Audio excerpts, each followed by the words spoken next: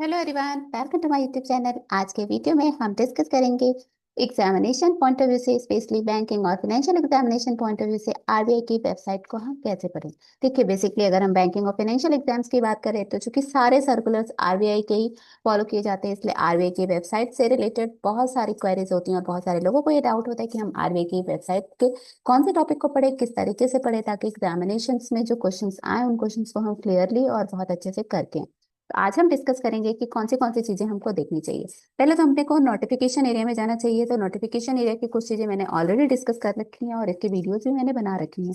अगर आपको चाहिए तो मैं वो वीडियोस आपको लिंक में दे दूंगी अगर आप कमेंट करते हैं। अदरवाइज आप मेरे चैनल पे जाकर के आरबीआई की नोटिफिकेशन, डायरेक्शन और सर्कुलर से रिलेटेड हर एक सर्कुलर पे आपको सेपरेट वीडियो मिलेगा, तो आप उस पर जा सकते हैं। आज का जो हमारा वीडियो होगा, बहुत सारे लोग ये कहते हैं ना कि आरबीआई के डाइजेस्ट से क्वेश्चन आते हैं। अब ये आरबीआई डाइजेस्ट होता क्या है? ये आरबीआई डाइजेस्ट में हम ये क्या ही चीज पढ़नी है? देखिए, बेसिकली जो बैंकिंग एग्जाम्स में होता है ना, ऐसा बहुत डीपली क्वेश्चंस नहीं आते। हमको सिर्फ स्ट्रैटेजी समझनी होती है, स्ट्रैटेजी से रिलेटेड हमारे क्वेश्चंस आते हैं। तो अभी अगर स्ट्रैटेजी से रिलेटेड क्वेश्चंस आते हैं तो स्ट्रैटेजी में हमको क्या देखना चाहिए?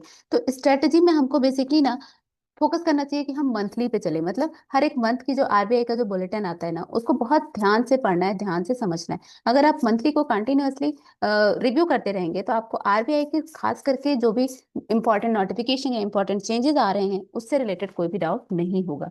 अब देखिए, आपको बेसिकली ये आरबीआई का बुलेटिन है जो कि हमारा अभी अगस्त मंथ का है। ये हमारा अगस्त 28 2025 को आया।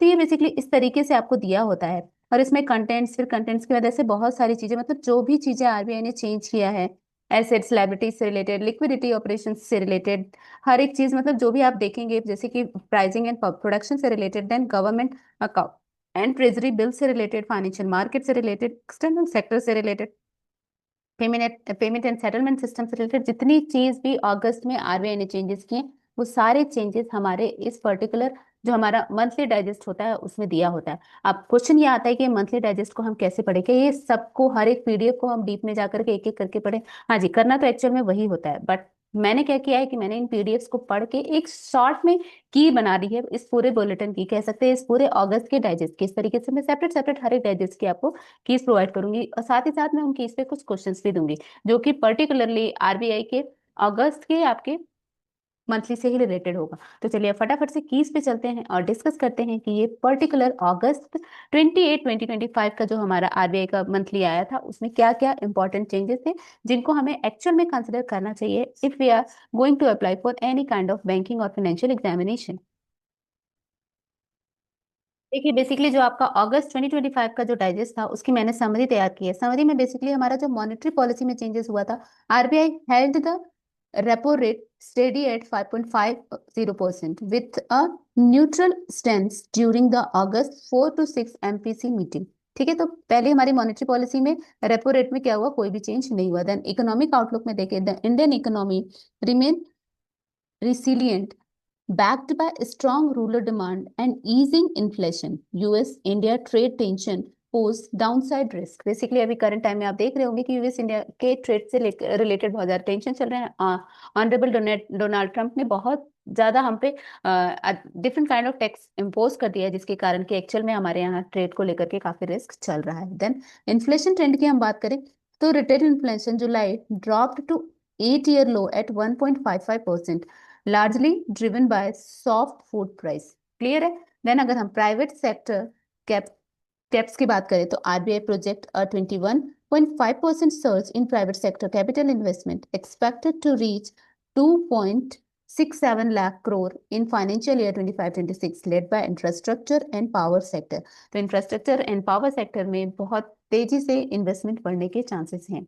नेक्स्ट अगर हम देखें तो फॉरेक्स एंड इन्फ्लेशन फ्रेमवर्क की बात करें तो RBI launched a discussion paper on review the flexible inflation targeting FIT framework. Public feedback invited by September 18 2025। then external sectors की हम बात करते हैं तो India's foreign exchange reserve climbed by US dollar 3.5 billion, touching approximately dollar 694 billion by the end of August। तो ये actual में एक बहुत इफेक्टिव चेंज दिख रहा है। देन करेंसी रिस्क की बात करते हैं तो the Indian rupee weakened towards record lower rupees 87.80 USD, triggered by US tariff rising the possibility of RBI intervention. Clear है? तो ये देखिए, ये कुछ कीज हैं जो आपने एक्चुअल में समझने, एक्चुअल में इनको याद रखने हैं। अब ये कीज का इंपॉर्टेंस क्या है या कीज को पढ़ने की क्या जरूरत पड़ती है? कई बार ऐसा होता है ना कि हमने इतना बड़ा सा डाइजेस्ट देखा, इतना बड़ा सा मंथली देखा और उसके ऊपर इतने छोटे से की, तो ये किस तरीके से हमारे लिए यूजफुल होगा। तो चलिए हम कुछ क्वेश्चंस देख लेते हैं जिससे हमें समझ में आ जाएगा किस तरीके से ये कीज हमारे लिए यूजफुल होंगे। देखिए बेसिकली ना, आरबीआई के जो भी हमारे कीज हैं उससे रिलेटेड बहुत सारे क्वेश्चंस बन सकते हैं। हम क्वेश्चन नंबर 1 देखते हैं। In its August 2025 meeting the RBI monetary policy committee kept repo rate unchanged at कितने पे किया? तो 5.50%। क्लियर है? Then what stands did the RBI maintain in August 2025 MPC review? तो क्या किया था? न्यूट्रल, कोई भी चेंज नहीं किया। Then retail inflation in July 2025 drop to an 8 year low of किस पे आया था? 1.55%। ये भी हमने अपने की में देखा। According to the August 2025 RBI bulletin, private sector caps is projected to rise by, ये भी हमने देखा, 21.5%। Then the projected private sector capital investment, कितना कैपिटल इन्वेस्टमेंट जाएगा? तो 2.67 लाख करोड़ कर जाएगा। ये हमारे इंफ्रास्ट्रक्चर वगैरह में इन्वेस्टमेंट्स रहेंगे। Then which sector are expected to lead the private cap surge? कौन सा सेक्टर अभी हमने डिस्कस किया? Infrastructure and power. Then next question इस तरह से हो सकता है, RBI released a discussion paper in August 2025 on reviewing which policy framework? तो flexible inflation targeting policy से related था। Then next question आ सकता था, deadline for public feedback on RBI's inflation targeting framework discussion paper is September 18, 2025, इसकी deadline है। Then India's forex reserve by end August 2025 rose by about $3.5 billion। ये भी हमने अपनी की में देखा। Then India total forex reserve stood at around dash by the end of year, तो ये था हमारा कितना? $697 बिलियन। क्लियर है?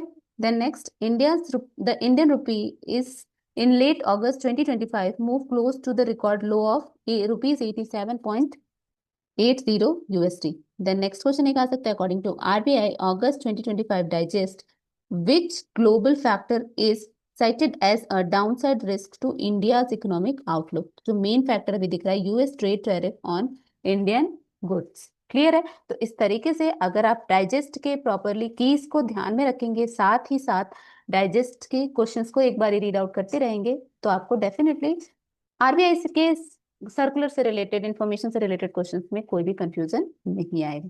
क्लियर है? तो चलिए अब मिलते हैं अगले वीडियो में, अगले डाइजेस्ट या अगले की सर्कुलर के साथ आरबीआई के लिए। तब तक के लिए take care, goodbye, have a nice day.